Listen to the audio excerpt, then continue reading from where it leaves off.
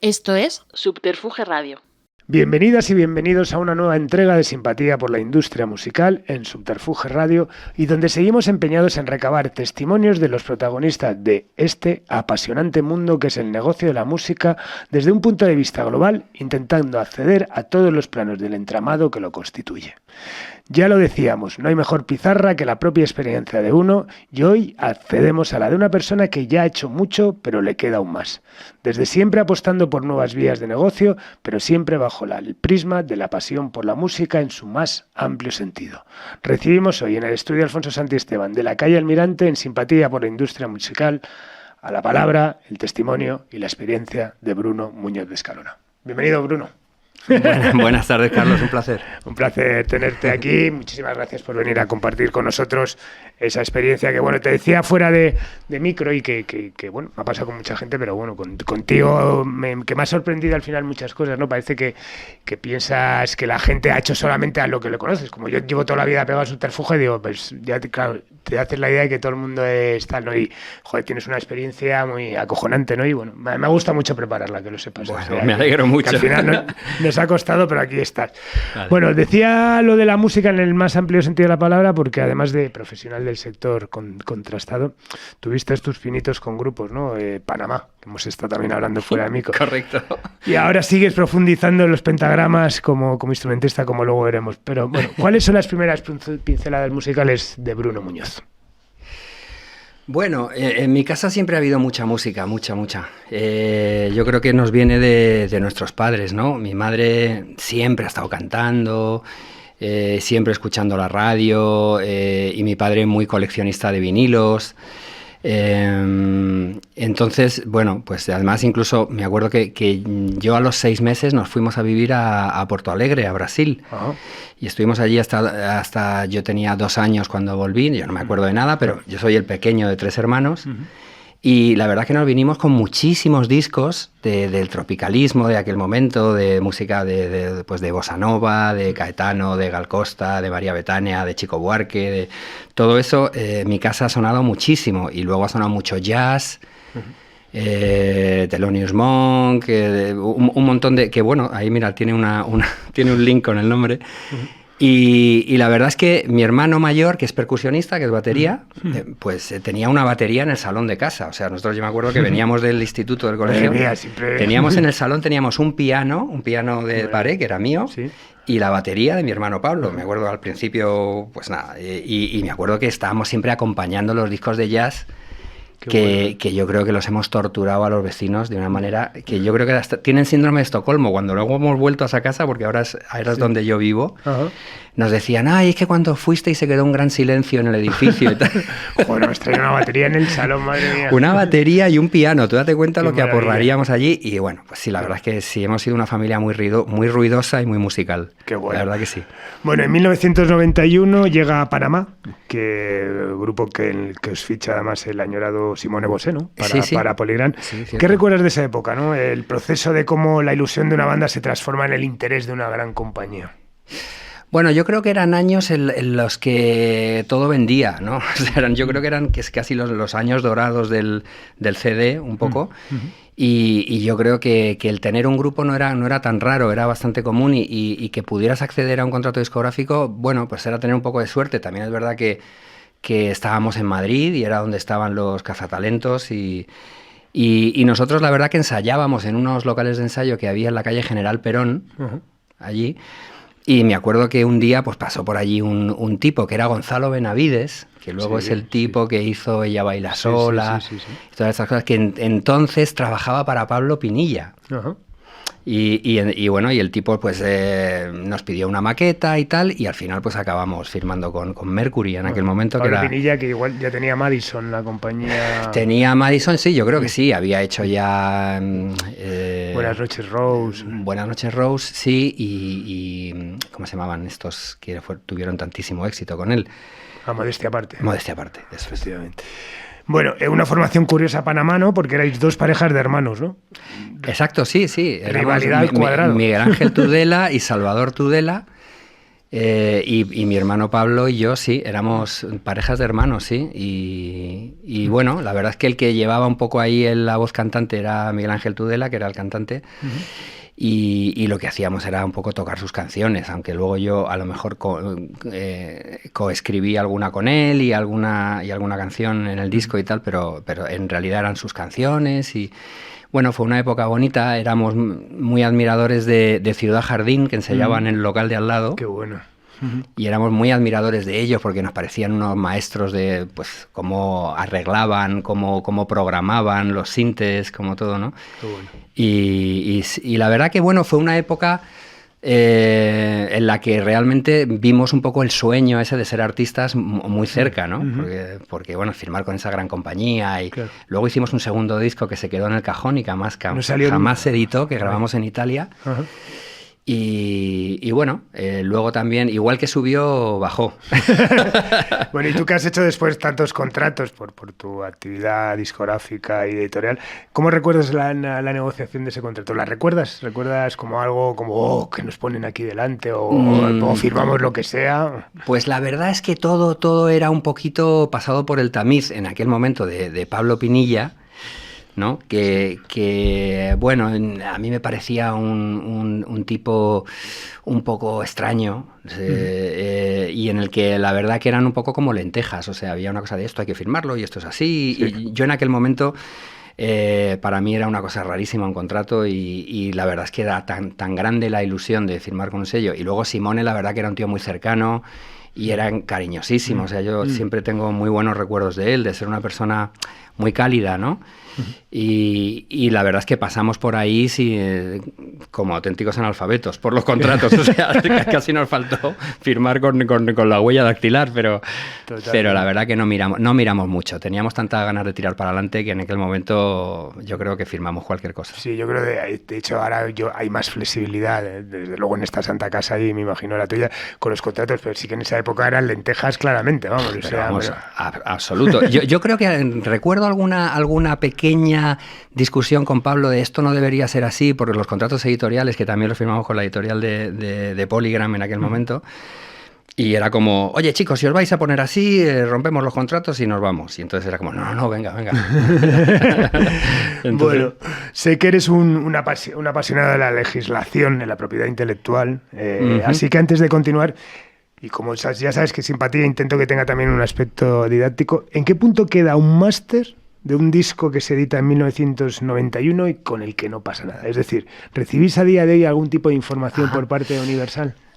Pues no, o sea, yo absolutamente no. ¿Estás unida a las plataformas? No, que va, claro, somos de una época predigital, ¿no? Sí, entonces, claro. Pero bueno, hay muchas cosas predigital que están subidas. Sí, es verdad. Lo que pasa es que la nuestra realmente no es muy relevante, o sea, esto hay que hablarlo claro, o sea, la razón por la que no está es que probablemente no tiene por qué estar, no íbamos a añadir ninguna luz a todo esto, o sea, no fue un éxito para nada, ni funcionó muy bien, ni tampoco yo me siento especialmente orgulloso de aquello, o sea, no son canciones que yo sienta tampoco como muy mías, ni que, bueno, fue una aventura, y yo creo que hay un montón de catálogo de las grandes multinacionales, ¿no? Probablemente que está sin editar. Absolutamente. Mira, yo ahora me acordaba de cuando estuve en Sony, esta noche he estado dándole vueltas, ¿no? A venir aquí a hablar contigo y estaba como haciendo memoria de cosas. Mira, hay un grupo que yo me acuerdo que lo firmamos cuando yo estaba en la editorial de Sony, que no sé si tú sabrás algo de ellos, pero se llamaban Justin Show. No. ¿Te suena? No. Y lo he estado buscando y no aparece por ningún lado. Y fíjate que para mí, en mis años de experiencia... O sea, me suena un poco, de repente he tenido un... O sea, yo creo que fue uno de los grupos en los que yo me sentí más cerca de algo importante, de estar cerca de un talentazo que te mueres. Yo me acuerdo de conciertos en el...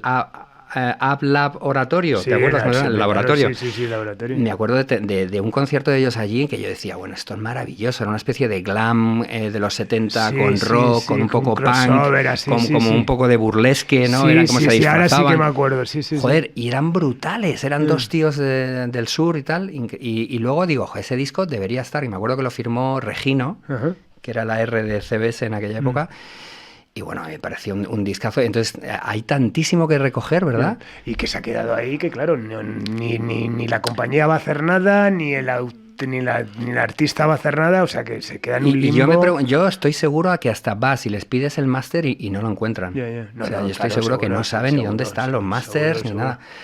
Ahí hay discos que, claro, los discos que no han salido, como sabes, hablando de legislación, claro, si una compañía graba un disco pero no lo edita, tiene un periodo de tiempo para editarlo. Si no lo edita, pierde la titularidad sobre el fonograma. No sé si son, no me acuerdo, no sé si son 25 años o no sé cuánto es.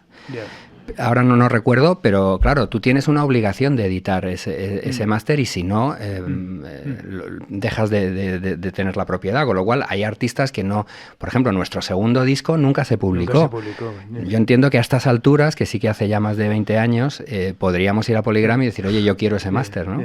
¿Y tienes tu copia de ese disco? Tuve una cinta de cassette. Es lo que seguro que Miguel Ángel Tudela sí que lo tiene, lo tiene porque él sí que, bueno, era un poco su proyecto y había cosas chulas ahí. Bueno, en esos años trabajas también de camarero, ¿no? Y un punto álgido de esa carrera es cuando llegas a un bar donde vamos, donde conoces a mucha gente alrededor de la música, ¿no? Sobre todo con aficionados, ¿no? Es la época de la New Wave y derivados. ¿Cómo surge entrar a trabajar ahí? Pues yo creo que eso es el resultado de mi propio fracaso personal en aquellos años. Sí, porque yo quise estudiar la carrera de piano, me quedé en séptimo, no terminé. Y en aquella, porque justo se me juntó con el grupo, ¿no? Y se me juntó con que había empezado en historia, yo quería hacer musicología, hacer historia del arte.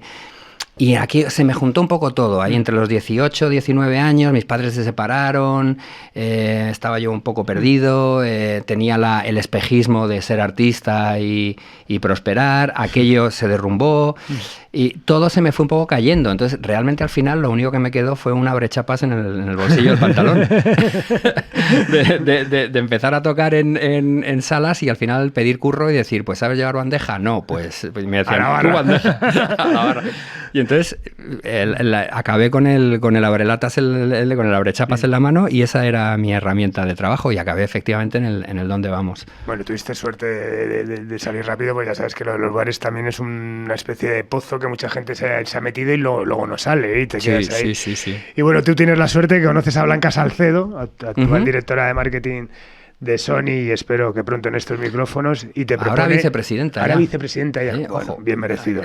Y te propone entrar en el equipo de promoción de radio. Es, ¿no?, curiosa la conexión también con otros invitados, ¿no? Pues Óscar García Blesa o Juan Totello, que tal, que al final son músicos que tienen sus grupitos y que acaban entrando a una compañía grande para el departamento de radio. Pues sí, o sea, la verdad que mira, yo me siento súper afortunado. O sea, yo cuando miro atrás, digo, tuve 50.000 oportunidades de quedarme tirado en la cuneta, ¿no? Y es aquello que ha dicho mucha gente al pasar por aquí también, que es eso de estar en el sitio adecuado en el momento oportuno, ¿no? Totalmente. Y yo acabé poniéndole copas a Blanca, y que porque era amiga de amigos comunes allí, en ese sitio. Y claro, era un bar muy musical. Allí, ya te digo, eran unos empresarios que luego tuvieron el bar de Sánchez, que pinchó Jorge Albi allí, y aquí pinchaba un tío que le llamamos, allá no recuerdo su nombre, le llamamos El Negro, tenía un programa en Onda Radio, en Onda Madrid, y el tipo era una enciclopedia con patas de música americana y de un montón de cosas muy chulas. Entonces se escuchaba muy buena música allí, hablábamos mucho de música y surgió, como te digo, o sea, de estar yo tener 20 años, un chavalín, y Blanca decirme, oye, ¿a ti te gusta mucho la música? ¿Te gustaría trabajar en una compañía de discos? Y fíjate qué suerte la mía, que me ofrece trabajar para CBS, ¿no? Bueno, en aquel momento. Entonces, joder, yo ni me lo dudé, ni me lo pensé, vamos. Bueno, ¿y qué recuerdas de esos años en promoción de radio? ¿Con qué artistas trabajabas? ¿Y cuál era tu cometido? Claro, llevar a directamente? Sí, bueno, como te comentaba, o sea, la verdad es que la primera parte fue súper graciosa, porque yo siempre creo que yo... fui muy ingenuo, muy inocente hasta muy mayor, ¿no? Y entonces yo me acuerdo que aquello yo me lo pasaba como si fuera un regalo. Y entonces yo la primera época me dedicaba a ir con la moto por todas las radios periféricas, de estas de Radio Las Águilas, Onda Verde, todo esto y tal, y me tocó un poco llevar en aquel momento, fíjate qué cosa más loca, el catálogo de Roadrunner, que tenía entonces Sony. De metal. Pero de metal que te cagas, o sea que yo no tenía ni papa de aquello, no tenía ni papa, y yo con unos discos ahí de Napalm Death, de Sepultura, de brujería y tal, y yo llegando por todos esos lados con mi mochila y con mis discos, con lo despistado que soy yo, que estaba a punto de... Mira, estuve a punto de perder los únicos 10 discos de un disco de Bruce Springsteen que lanzamos. Me acuerdo que casi los pierdo en un bar, pero bueno, iba por allí y aprendí mucho bueno, me lo pasé muy bien, la verdad, que porque había una gente, ya sabes que es verdad que la gente del metal y del heavy tal es gente muy guay. Sí, muy guay, claro. Muy guay, muy colegas, muy amigos, y me ayudaron un montón porque me vieron que estaba más perdido que la leche, y allí me contaban muchas historias de todas estas bandas. Bueno, y época de dormir poco y salir mucho Sí, mucho, sí. Ahí en Sony empezó la época realmente de salir una barbaridad. Claro, así que eso fue el 95, 95 ahí, que empecé en promoción de radio, y que luego ya, pues sí, ya pasé al departamento un poco más normal, junto con Rafa Madroñal, que era mi compañero. Que está haciendo un carrerón en Miami, ya sabes. Ahora está en Miami, sí. Con Sony Latin US, con Alex Gallardo. Con Alex Gallardo, sí, creo que está llevando la parte de marcas, de branding, business development, ¿no? Tremendo, sí, me dijo Alex, que estuvo hace poco, que un carrerón. Bueno, en 1995, y hablando de Rafa Madroñal, llega Oasis, y como bien dices en tu bio, os convertís, Rafa y tú, en los más buscados por los medios, especialmente por Chema Rey. Es correcto, yo me acuerdo que se oía por el pasillo que viene Chema, y entonces salíamos corriendo a cerrar con llaves los armarios, porque acuérdate de esas cajas de 25 CDs, claro. Sí. Y entonces claro, eso era como meter a Rafa, como meter a Chema en una pastelería, entonces bueno, aquel disco, la verdad es que se vendía solo, por decirlo de alguna manera, ¿no? Sí. Y claro, rápidamente se convirtió en el disco más sonado de la radio, y tuvimos esa suerte también de tener ese disco allí. Me acuerdo que fue como el 4 de octubre del 95 cuando se publicó. No, y lo importante al final de tener algo que te abra puertas además con lo demás, ¿no? O sea, está claro que... Sí, además me acuerdo que se editó así, como con la fecha de lanzamiento. Yo creo que no sé si en Creations tenían esa sensación de que aquello iba a ser un gran pelotazo, y se vendió como un antes y un después. O sea, totalmente. El Morning Glory fue una bomba. Sí, totalmente.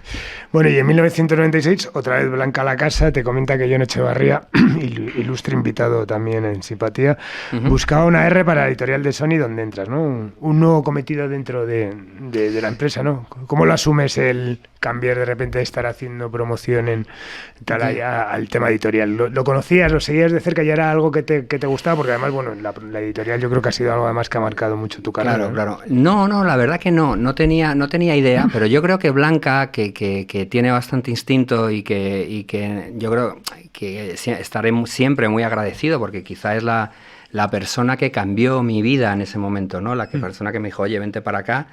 Y de repente pues empezó todo a darme muy buenas sorpresas.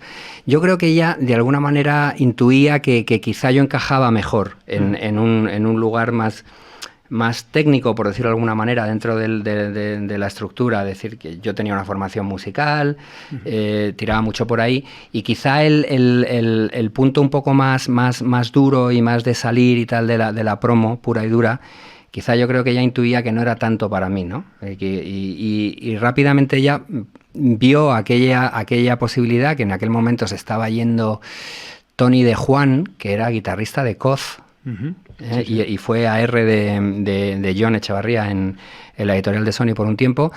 Se estaba yendo de allí, y bueno, y la verdad que tengo una anécdota muy, muy graciosa, porque me acuerdo que me llamó Blanca al despacho y me dijo, ven que te quiero contar una cosa. Y me dijo, oye, quiero que vayas al piso de arriba y tengas una entrevista con Jon, porque está buscando una R para la editorial, y creo que tú eres perfecto para él. Y digo, joder, Blanca, pues mil gracias, te lo agradezco muchísimo. Y me dice, oye, Bruno, una cosa antes de salir del despacho. Dice, ¿tú sabes inglés? Y le digo, no, que va, si yo no sé mucho inglés. Y me dice que no te lo estoy... Que tú le dices a John que sabes inglés. Y entonces me acuerdo que subí y estaba el John ahí, que ya sabes lo suelto que es John. Sí. Y entonces me dijo, oye, que me ha dicho Blanca que tú eres espabilado y que te gusta esto y que sabes de música y no sé qué, que has estudiado música. Y digo, sí. Y me ha dicho que hablas inglés. Y digo, sí. Y hace así John, el cabrón, hace así, echa la mano para atrás, saca un fax, me lo pone delante y me dice, ¿qué dice ahí? Hostia, qué y entonces yo me acuerdo que ponía The meeting has been delayed due to no sé qué, no sé cuánto. Y entonces yo el due to no sabía lo que era. El delay lo había pillado y entonces le dije, sí, bueno, que hay una reunión. Y me dice, ¿y qué pasa con la reunión? Y me quedo así y le digo, pues no sé, tío. No sé. Y fíjate qué tipazo John, que en aquel momento, en lugar de decirme, este está muy verde, me dijo el tío, el mes que viene te vas a Londres y te tiras allí 3 meses estudiando en un intensivo y te haces unas prácticas con el AR de allí, con un tío que se llama Steve Farris, que es el tío que descubrió luego a Snow Patrol y a toda esta gente y tal, y te tiras allí 3 meses con ellos. Qué bueno. Fíjate, bien, entonces por eso te digo que para mí, tanto Blanca como John, en ese sentido, pues son personas claves en mi carrera. Qué bueno. Bueno, empiezas con John y luego sigues con Juan Márquez, ilustre miembro de COZ también. Correcto. Por entrar también al detalle de las cosas, o sea, entras con John y luego estás con Juan Márquez.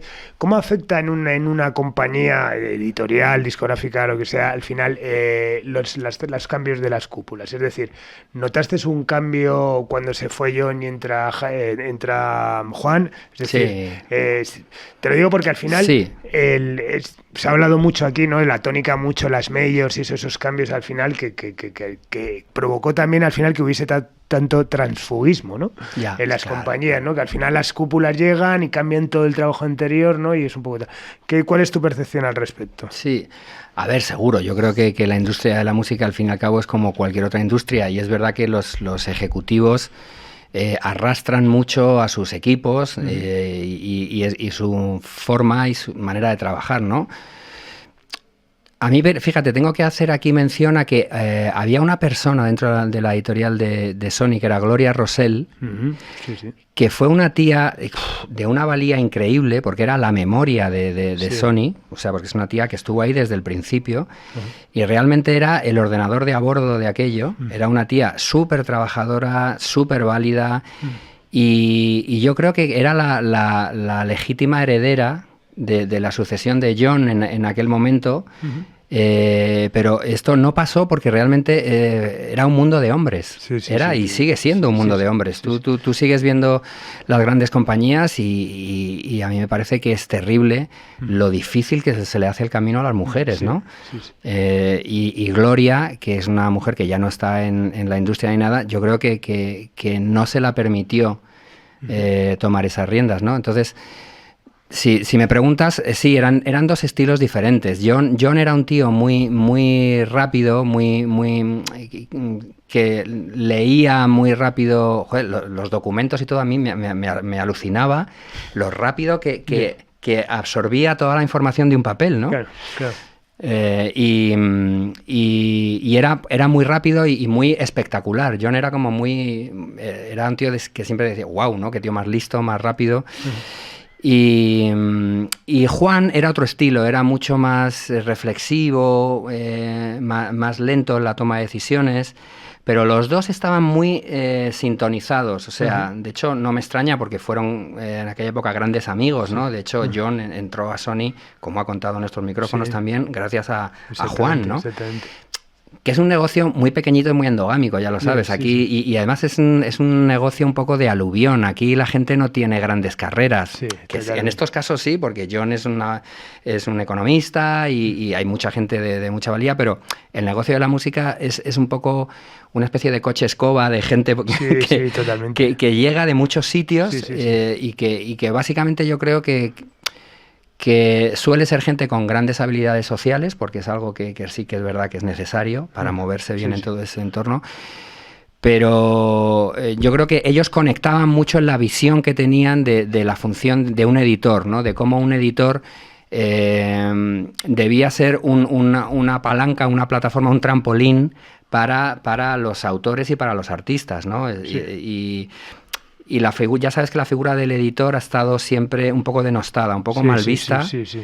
Probablemente porque el editor aquí en España nunca le ha pagado un cheque directamente al autor, ¿sabes? O sea, el tema de que los editores cedieran la colección de los derechos mecánicos, que llamamos, lo que se llaman las sociedades BM, ¿no?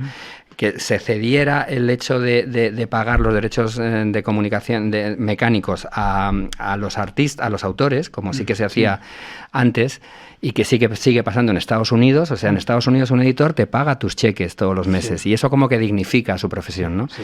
Pero en Europa y en este entorno, el editor suele tener mucha mala fama por eso, porque es una persona que parece que comisiona aquellos derechos, pero en ningún caso te está pagando recurrentemente, y entonces lo único que se ve es el anticipo, el famoso anticipo. Sí, exactamente. Sí, el que el autor tenga que pedir, además. Claro. Entonces, bueno, sí que fue un cambio de estilo, pero en lo que era la concepción básica de la función del editor y de cómo debía de alguna manera posicionarse en la estructura frente a las sociedades de gestión, frente a los autores, frente a las compañías de discos, eran bastante similares. Bueno, has hablado de endogamia y vamos a ella. En 1999 se funda ese delirio endogámico que fue Gran Vía Musical y te ofrece la opción de irte a Miami, ¿no? A dirigir el departamento artístico de Music Latina, ¿no? Uh-huh. ¿Cómo surge la oportunidad? Me imagino que en ese momento, bueno, salen a la caza de todo el posible que pudiese tal eso. Y bueno, vuelvo a ese sentido didáctico que intento que tenga simpatía. Cuéntanos qué fue Gran Vía Musical, que yo la sé muy bien, pero bueno, cuéntanos. ¿Te la sabes bien? Sí, claro, el diablo, todo aquello, claro. Pues mira, yo creo que Gran Vía Musical fue una manera muy divertida de enterrar unos cuantos millones de euros en aquella época, pero yo creo que también responde a una visión muy naif y muy vanidosa, un poco de prisa, de pensar que porque tienes las radios y tienes los medios de comunicación y tal, pues vas a poner al otro lado la gallina de los huevos de oro y entonces vas a tener toda la cadena de valor, ¿no?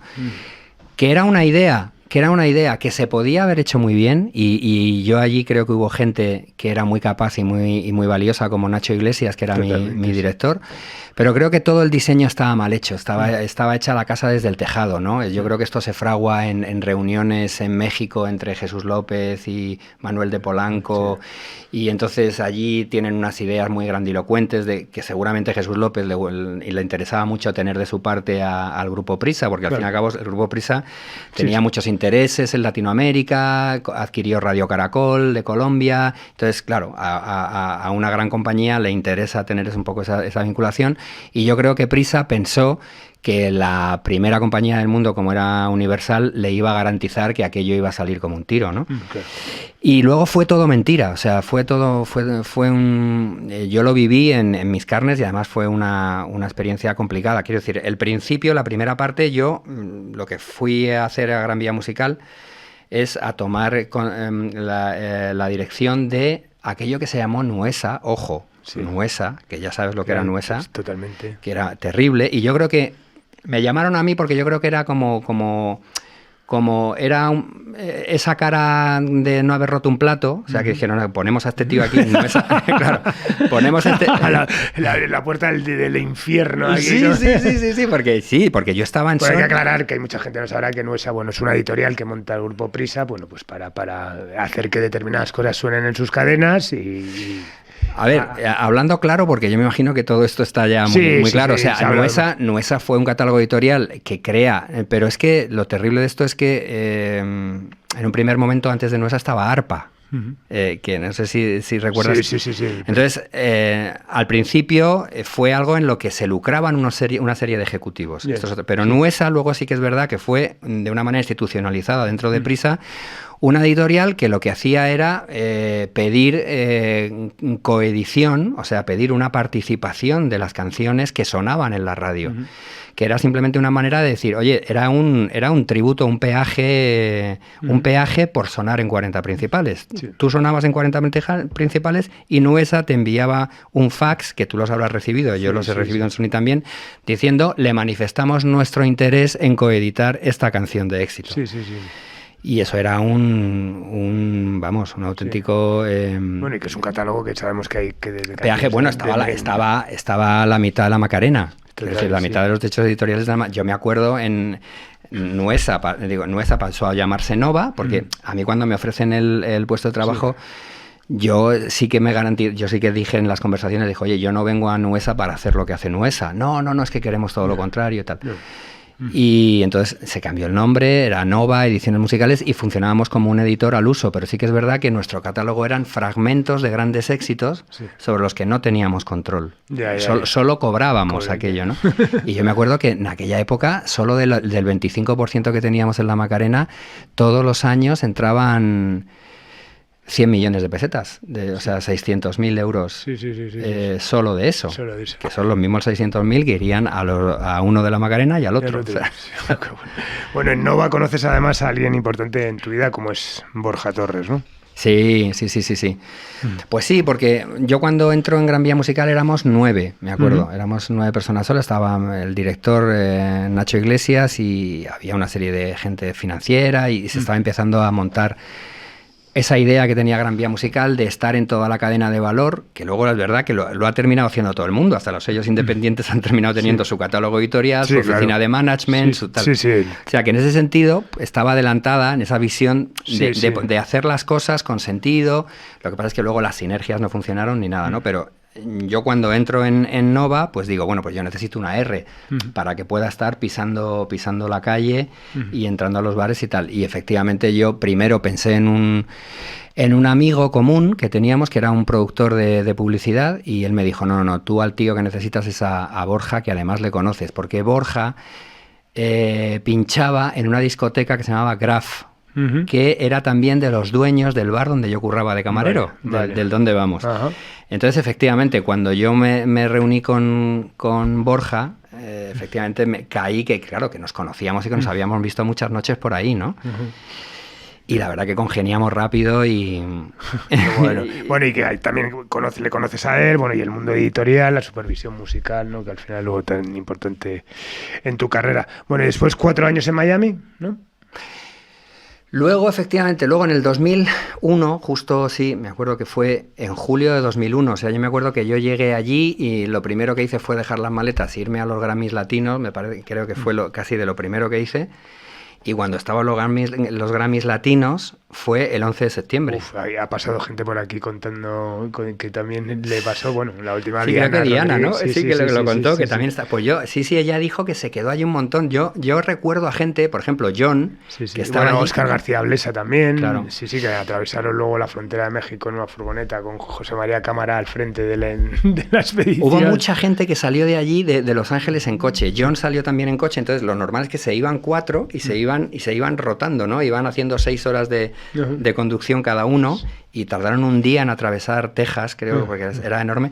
Y yo me acuerdo que el 11 de septiembre fue un martes, me acuerdo perfectamente, y yo vi que la gente empezaba a huir de los hoteles y yo decía, pero esta gente cómo se va, y es que se iban yendo en coches y tal, ¿no? Y nosotros salimos, yo me acuerdo que yo tomé el primer vuelo que cruzó Estados Unidos de oeste a este, que fue el viernes 14. El viernes 14 yo volé de Los Ángeles a Miami y yo iba acojonado. Claro. Yo iba, tío, pero te aseguro que ese es el vuelo más seguro que he hecho en mi vida, porque había unos colegas de estos con camisetas del Pato Donald, de 2x2, ¿sabes? Que decían, bueno, estos tíos no son turistas. Pero bueno, me imagino ahí rollo las fake news, además cuidado, que tal, que pueden ir en los aviones, o sea, que montarse un avión era... Bueno, la verdad, yo además a mí no me gusta... acojonaba montarte aquí. Bueno, tú imagínate cómo sería, Carlos, que nos recibió en el aeropuerto de Miami, que es enorme, porque es un hub de toda Latinoamérica, es enorme. Estaba vacío, tomado por tanques, y nos recibió un equipo de marines allí con la bandera americana, tocando el himno, y nos dieron un clavel a cada uno de los que montamos en aquel avión como si fuéramos héroes de guerra, y todo el mundo diciendo "Thank you, Captain, for bringing us home", y no sé qué. Todo el mundo allí saludando, y yo diciendo, joder, o sea que soy un héroe, yo iba acojonado. ¿Y a nivel profesional qué recuerdas de esa época en Miami? Bueno, a nivel... Son 4 años. Sí, no, 4 años, no. Fue igual, fue de julio del 2001 a febrero del 2003. O sea, estuve, 2 años, menos de 2 años incluso. Pues mira, fueron personalmente fueron maravillosos porque estuve con mi mujer allí viviendo pues como un rico, la verdad, porque es verdad, o sea, vivíamos en la playa y vivíamos como en una especie de sueño, pero laboralmente fue un poco un desastre, fue un desastre porque allí no había un diseño, no había una estrategia. Cuando nosotros firmamos los artistas que firmamos en aquel momento y que pudimos tener listos para salir, de repente Universal dijo que no había dinero de marketing para trabajarlos, ¿no? Todo fue de mal en peor, hasta que además luego en Madrid se consuma una transición en la que Jaime de Polanco desaparece y llega Luis Merino, ¿no? Uh-huh. Y entonces, nada, aquello se desmontó rápido y fue, yo creo que fue una pérdida de tiempo, pero para mí personalmente pues vi todo ese mundo de los grandes ejecutivos de Miami, de cómo vivían, de cómo era ese círculo de las multis allí. Muy pegado a John, porque John siempre fue para mí como un padrino y pasábamos mucho tiempo juntos, pero la verdad es que Miami me dio esa sensación de que es una ciudad poco interesante desde el punto de vista de negocio. Yeah. O sea, no es una ciudad donde se cuece... Yeah. Los artistas, o sea... Yo creo que ahora ha cambiado, yo creo que ahora sí. Ahora sí, claro. Con la escena urbana. Sí. De hecho, ya las compañías tienen... Eso, pues está ahí, Sony US Latin, Warner US Latin, o sea, claro. Como que ya tienen una bicefalia ahí muy marcada. De hecho, el mercado latino empieza a ser casi muy claro, paralelo. Sí, claro, desde el boom del reggaetón y todo eso que les pilla ahí muy cerca, ¿no? Claro. Por Puerto Rico y por todo eso, se cuece mucho. Pero en la época en la que yo estuve, realmente donde había que estar era en Puerto Rico, por supuesto, en Los Ángeles y en México, sobre todo. Total. En México DC, claro. Bueno, y en 2003 te vas de prisa, motivos me los imagino, no los imaginamos, en discrepancia con la cúpula de ese momento. Sí, yo ahí tuve un choque fuerte con Luis Merino, porque bueno, yo entendí que al fin y al cabo yo lo que había hecho era seguir las instrucciones un poco de Madrid, porque ellos me quisieron allí. Y luego al volver, pues lo típico, le pasa a muchos expatriados, o sea que cuando vuelves resulta que no hay silla para ti, o sea, todo aquello que se prometió ya se ha olvidado. Y entonces, bueno, yo tuve que un poco que pelear por mi contrato, ¿no? Y decir, oye, pues yo firmé esto ha salido mal, lo sentimos todos mucho, pero creo que tenemos que cumplir lo que está escrito, ¿no? Y aquello no funcionaba así, me di cuenta de que aquello no funcionaba así dentro de la casa. Era como, tienes que hacer lo que yo te diga ahora. Entonces yo ahí me revolví un poco y al final, sí, me acuerdo que conocí a un señor que se llamaba... No me voy a acordar de él. Pero bueno, que se presentó a mí, me dijo, vengo a despedirte y fue el único día que le vi y me fui, sí, que eso fue como en abril del 2003 o una cosa así. Bueno, y ahí en ese momento surge Lovemon con Borja. ¿Recuerdas las primeras conversaciones? ¿Cómo fue? ¿Vamos a montar algo? Tal, no sé cuál era la idea inicial. ¿Y cuánto de esa idea inicial queda en el proyecto? Ya. Bueno, pues la verdad es que yo estaba muy frustrado en los últimos meses en Miami, la verdad, de cómo iba todo. Y Borja también lo estaba. Borja estaba en un sello de música de baile que se llamaba De Baile, el sello, que se había montado aquí en Gran Vía Musical. Hizo un recopilatorio fantástico. Casa Latina. Fantástico. Bueno, es que sí, hombre. Sí, ese disco, vamos, alucinante. Sí. O sea, Borja lo llevaba en el ADN, lo de sacar discos y lo de... Bueno, es un tío muy valioso, ¿no? Y vamos, desde que empezamos a trabajar juntos, pues... yo vi rápidamente que él tenía un gran criterio, ¿no? Entonces, y allí efectivamente en The Baile hizo algunas cosas muy chulas. Y lo veníamos hablando, yo le dije, oye, mira, Borja, esto se me acaba, yo me voy a ir porque me acabarán echando porque esto no va a ningún lado. Y Borja, él me decía, joder, mira, si te vas tú me voy yo también, ¿sabes? Y pasamos y todo esto. Y me acuerdo que sí, que efectivamente yo llegué aquí, el tiempo que tardé más o menos en ponerme de acuerdo, que me dieran que me indemnizaran y salir de allí. Y rápidamente montamos el sello y sí que es verdad que nosotros en prisa, Borja y yo creo que era donde realmente descubrimos aquello que nos ha dado de comer hasta el día de hoy, que es que cuando nosotros entramos y vimos que teníamos Nova, un catálogo editorial sobre el cual no podíamos decidir, porque los editores facultados, que son aquellos que toman la última decisión en una licencia, por aquello de la parte pedagógica, ¿no? Nosotros éramos un poco convidados de piedra en un catálogo repleto de grandes canciones. Entonces nos dimos cuenta de que no podíamos hacer una labor de explotación de Nova muy activa, porque si íbamos a enseñarle nuestras canciones a un director de cine o a una marca, le íbamos a tener que pedir permiso a otro, a un tercero, a nuestro socio, para poder hacer esa campaña. Claro. Y entonces ahí es cuando le dimos la vuelta, y yo creo que ese fue el gran descubrimiento para Borja y para mí, que fue el pensar el negocio de otra manera. La manera convencional de los editores ha sido siempre salir con su catálogo y vender su libro, ¿no? Decir, oye, tengo estas canciones y son fenomenales para tu campaña. Y nosotros dijimos, mira, como no podemos hacer eso, vamos a hacerlo al revés. Vamos a decirles, oye, nosotros conocemos el negocio de la música, dinos qué necesitas y te lo conseguimos. Claro. Y entonces, sin saberlo, porque en aquella época todavía no se hablaba del music supervising ni de cosas de este tipo, sin de alguna manera saberlo, estábamos haciendo eso, estábamos convirtiéndonos en gente de dentro del sector que de repente da un paso adelante y dice, oye, queremos ayudaros a que salgan adelante vuestras campañas, y ahí empezamos, ya en Prisa, empezamos a ganar mucha confianza con algunas agencias como TAPSA, como EuroRSCG, y entonces cuando nos vimos solos, dijimos, oye, pues mira, por un lado queremos hacer un sello de música porque nos tira mucho, y Borja ya estaba empezando a redar con Gecko Turner, que le había conocido en Zara de los Atunes, tocando por allí, y decía que quería sacar un disco. Digo, pues sacamos discos, pero ¿por qué no seguimos poniendo en práctica lo que sabemos hacer, que es acercarnos a las agencias de publicidad y decirles que les podemos ayudar? Y desde el primer momento nos funcionó muy bien, porque yo creo que en ese momento no había nadie con el conocimiento que nosotros teníamos de contratos editoriales, de contratos discográficos, de cómo funcionaba. Y enseguida volvimos otra vez a retomar contacto con esas grandes agencias y a convertirnos un poco en los chicos de la música para ellos. Ya, qué bueno.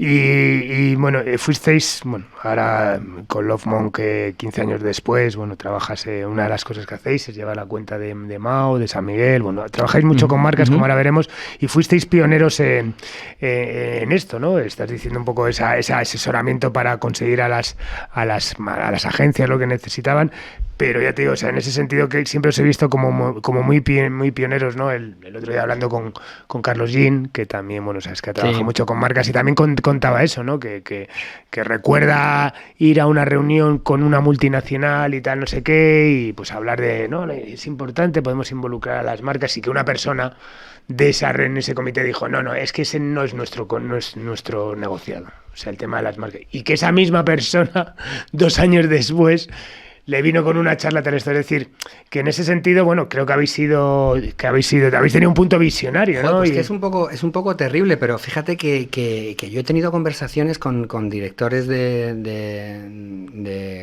grandes editoras, en las que a veces les decíamos, oye, pues, ¿por qué no creamos algo más grande? Y ellos mismos, yo creo que por no romper el statu quo, ¿no? Tú imagínate que eres Universal, o que eres Sony, o que eres Warner.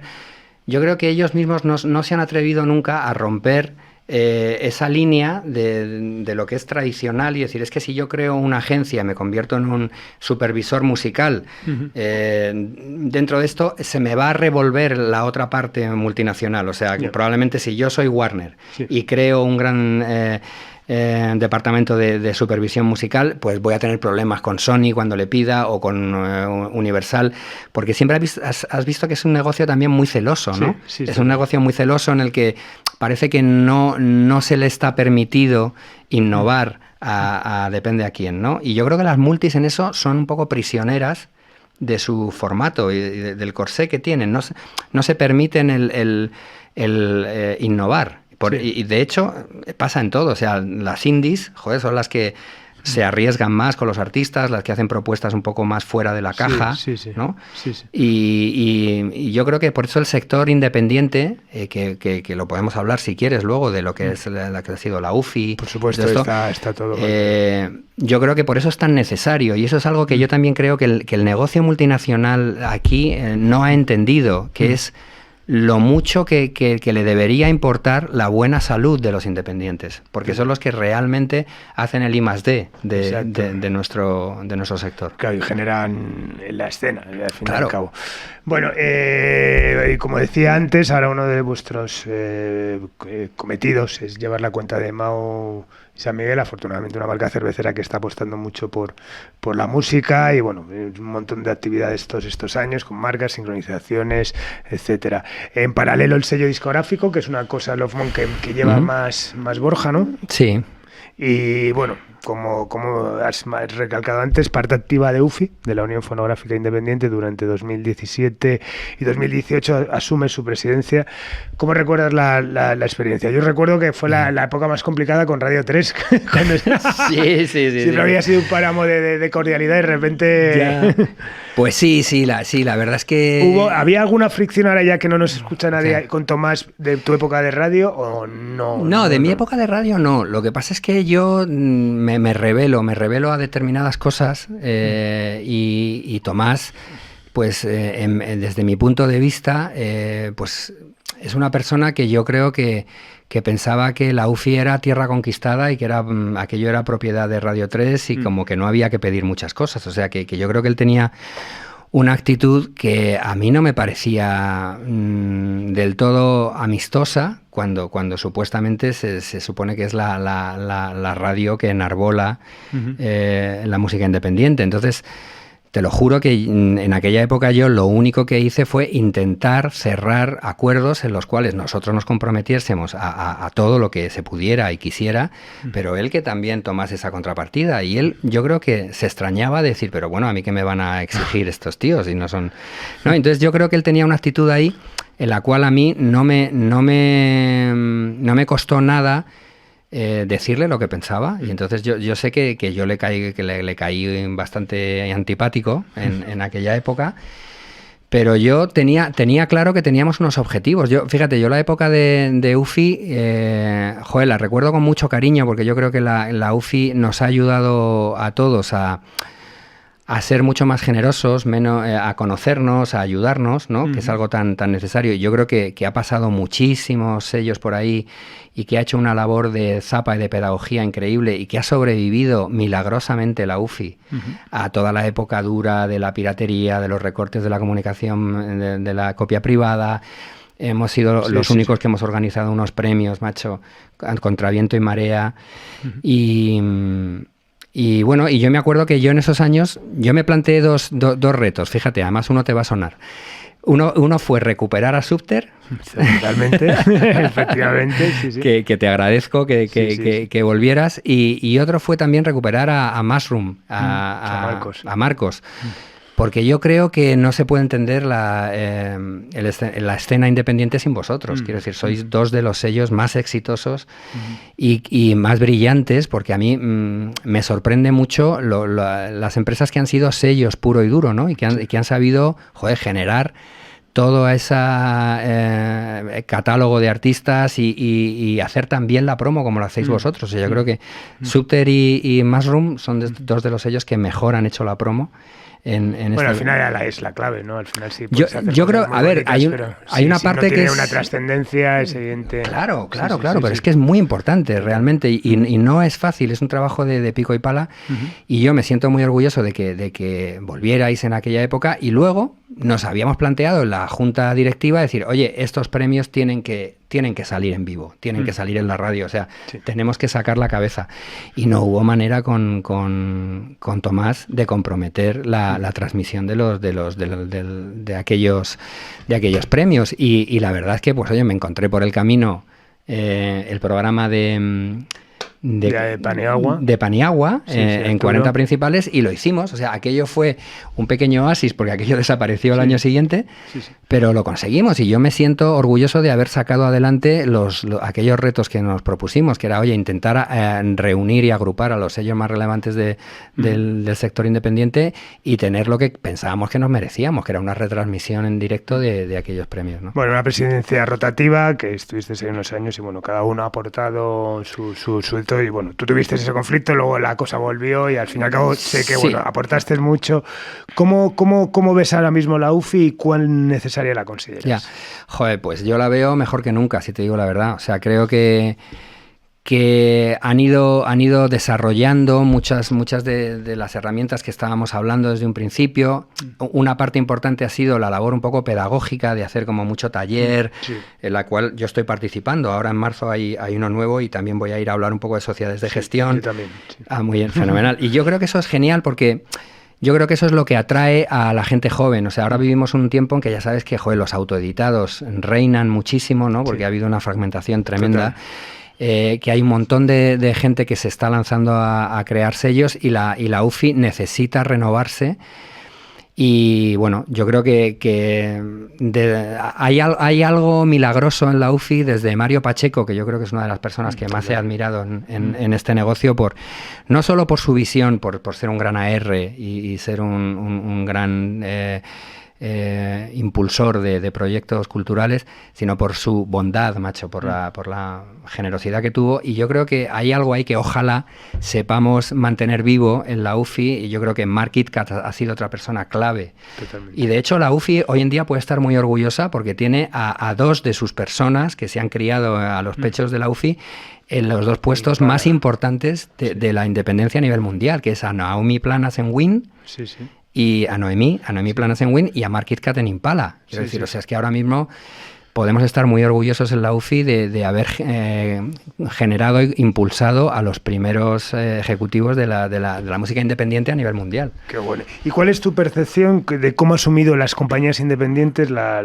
esta reconversión industrial que ha sido provocada por la revolución digital? ¿Crees que hemos sido incluso más rápido que las majors, que nos...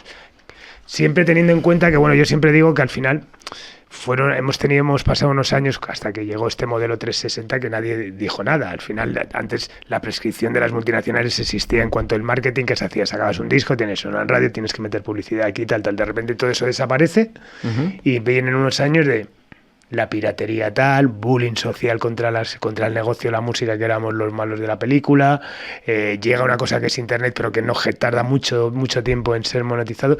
¿Cuál es tu percepción? ¿Crees que las compañías independientes nos hemos sabido, hombre, evidentemente los que si continuamos es porque lo hemos conseguido, pero que hemos sido en ese sentido arriesgados? O sea, que nos... A ver, yo creo que sí, yo creo que hemos sido tenaces y muy valientes, en el sentido de que lo teníamos todo en contra, ¿no?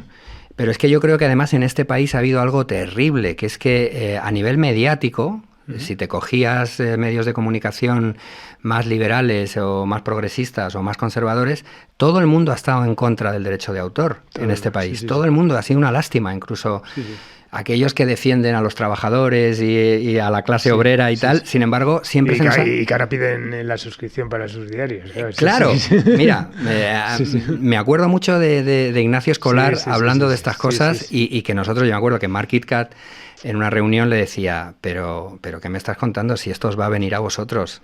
Porque se nos ha considerado siempre como ricos de familia, que vivimos un poco... Y eso es una herencia franquista, ¿eh? Esa es una herencia franquista, la de considerar que los artistas y la gente que se dedica a la cultura son vagos y maleantes, ¿no? Y hay gente que se lo ha currado una barbaridad. Bueno, me estoy acordando ahora también de Inma Gras y de Fernando Luaces, joder, que ahora mismo fíjate todo lo que han construido. O sea, hay gente muy trabajadora. Y yo creo que siempre hemos tenido muy mal discurso de cara a la sociedad, o sea, probablemente también porque ha habido muy mal discurso desde las sociedades de gestión, desde AGEDI, desde SGAE.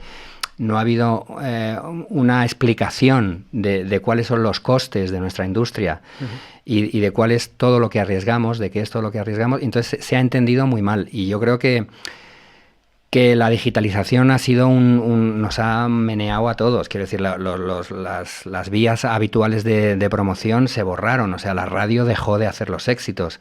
Esto se atomizó increíblemente en redes sociales, en plataformas, en blogs, en tal. Y seguro que tú sabes más de eso, de cómo ha habido que buscar al público objetivo debajo de las piedras. Y ahora vivimos una especie de de saturación de métricas, ¿no? De todo se puede medir porque todo es digital, entonces tenemos que utilizar, que por un lado está muy bien porque visibiliza mucho más el negocio, pero por otro lado es de una complejidad enorme, ¿no? Y al mismo tiempo hemos visto, pues eso, cómo se destruyen los soportes, como aunque haya habido un repunte del vinilo, pero está claro que sería difícil confiar en el vinilo como el soporte del futuro. El CD ha desaparecido. Mira, hay un dato que escuchaba ayer en la radio que me llamó la atención. Digo, esto sí que ya es la última losa encima del CD, que es que lo han sacado como la cesta de la compra para la medición del IPC, de los índices de precio al consumo. El CD ya no está dentro de esa cesta de la compra de la sociedad española.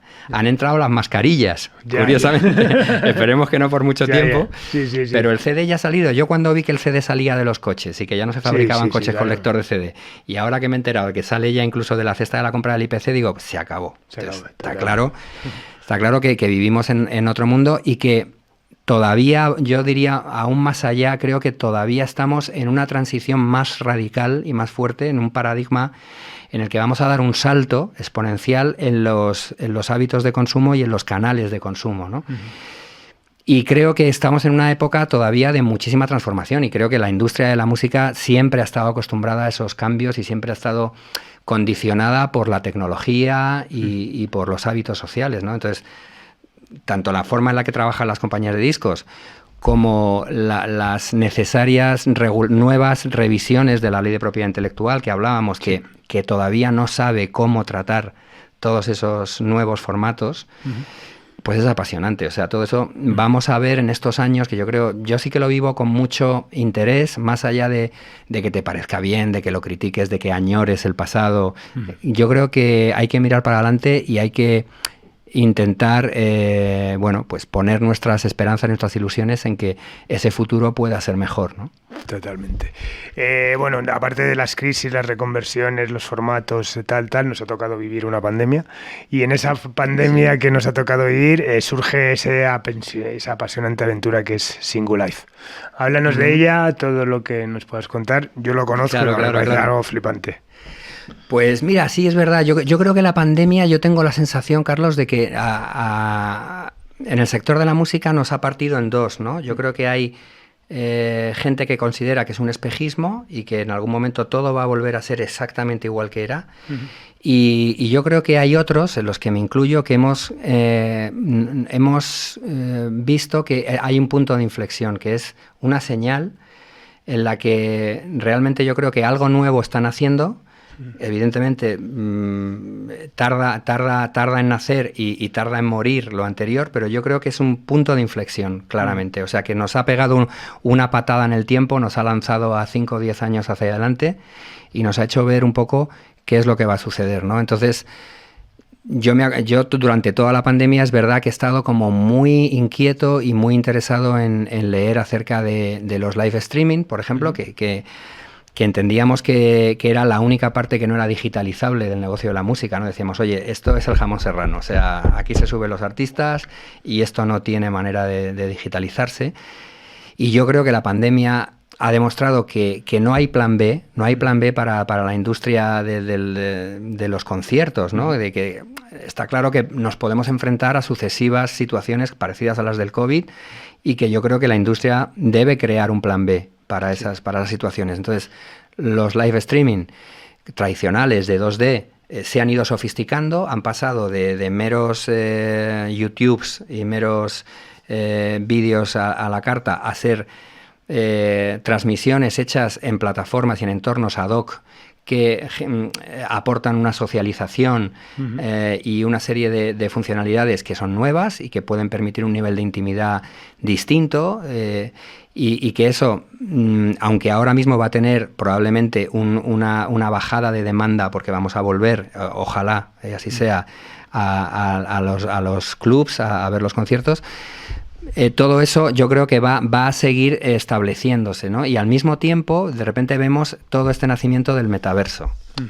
Y bueno, la verdad es que me acuerdo que a raíz de un BIME de hace 2 años, yo doy una charla en una mesa sobre derechos, en las que hablamos de cómo se debe tratar las licencias de los live streaming, en la que yo tengo ahí una posición en la que lo que les digo es que creo que no se ajustan las tarifas de SGAE ni de AGEDI a esos usos.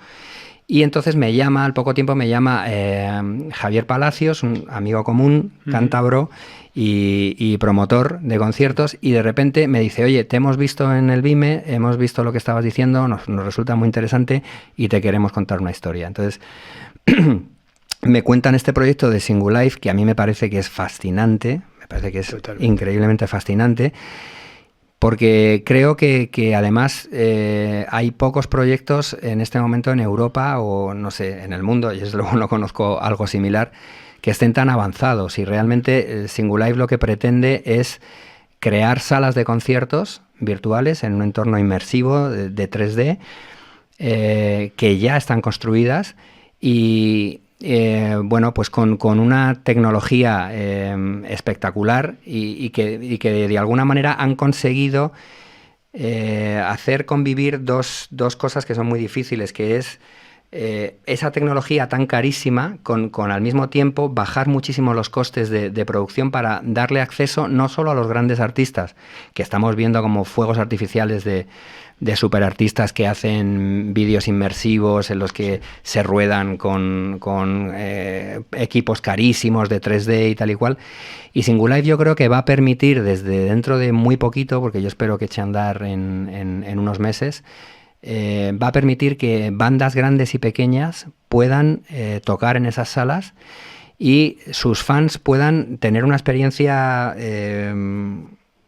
social y compartida en esos entornos en los que realmente todo es posible. Realmente todo se puede construir, todo se puede generar y estoy seguro de que vamos a poder desarrollar no solo conciertos, sino muchas más actividades culturales, desde exposiciones, desde una gran gama de nuevas vías de monetización para los artistas, que creo que les van a aportar un mayor nivel de contacto con sus audiencias y con sus fans, y que no deja de ser algo que se suma a lo que ya estamos trabajando, a lo que los conciertos presenciales van a seguir, las plataformas de streaming van a seguir tocando. Y esto es algo, una nueva capa de realidad virtual, que es así, sí, efectivamente, que la vamos a empezar a normalizar. Yo me acuerdo que llevo a lo mejor 6 meses o 7 meses utilizando estas gafas Oculus Quest 2, ¿no? Sí. Sobre las que funciona la plataforma de Singulife. Y las primeras veces son muy locas, son muy frikis, o sea, dices, sí, no me puedo creer, el moverte, el mirar hacia o sea, el integrarte en ese espacio es muy raro. Y yo ahora, pues si te digo la verdad, muchos días es que me voy con Javi de experiencias en el metaverso, sí, sí, y realmente mi sensación cuando me quito las gafas y vuelvo a estar en mi cuarto es que he estado con Javi, que me he ido con Javi a ver una película, a echar unos dardos, a ver un concierto, y dices, bueno... Y además estamos en la prehistoria de todo esto, ¿no? Claro. Tú lo estás viendo y dices, es que los saltos que se van a ir dando son espectaculares. Entonces, yo tengo una grandísima curiosidad por vivirlo, porque creo que tenemos una oportunidad entre todos de crear algo que tenga sentido. O sea, y ahí es donde yo creo que podemos poner un grano de arena con todo nuestro conocimiento de saber qué tipo de experiencias son realmente fascinantes desde el punto de vista del fan y del consumidor. Y es algo que a mí me apetece mucho hacer porque es un reto en este momento, ¿no? Totalmente, es una pasada. Doy fe, yo soy de los que todavía vive esa experiencia como algo absolutamente extraterrestre. Todavía estoy profundizando y la verdad es que se abre un mundo, o sea, es real, o sea, es absolutamente real. Hay gente que le cuesta más ver el negocio, evidentemente, pero vamos, yo creo que es una vía y además, bueno, muy acorde también a los tiempos, ¿no? No por lo que nos ha pasado con el tema de la pandemia, sino también, bueno, pues la nueva forma también de consumir muchas cosas, ¿no? Sí, yo creo que ahora mismo es como una nebulosa que falta que se solidifique, ¿no? Ahora mismo no sabemos cuántas cosas van a ser posibles. Por ejemplo, pues parece que es el entorno perfecto para las criptomonedas, ¿no? Sí. Y que las transacciones se van a hacer en ese tipo de moneda, con ese blockchain un poco dándole soporte a todo esto, y de repente ves cosas muy locas, como que hay gente que está vendiendo mundos virtuales en el metaverso y vendiendo fincas, ¿no? No sé si lo has leído, que hay como una especie de boom del real estate en el metaverso, ¿no? Y entonces yo creo que también vamos a ver como grandes patinazos en todo esto. O sea, va a haber gente que se va a pasar de frenada a 3 pueblos, va a haber proyectos demasiado